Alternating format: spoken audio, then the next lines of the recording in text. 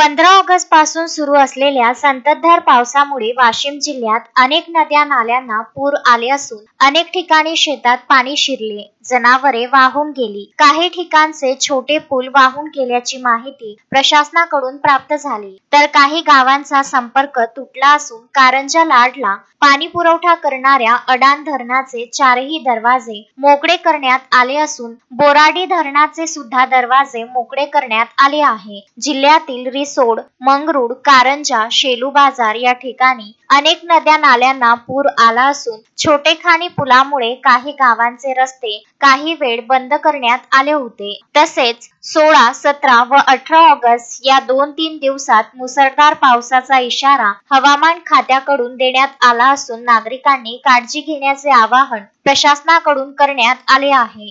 Akshay Lotay, Vidarbha news, Washim.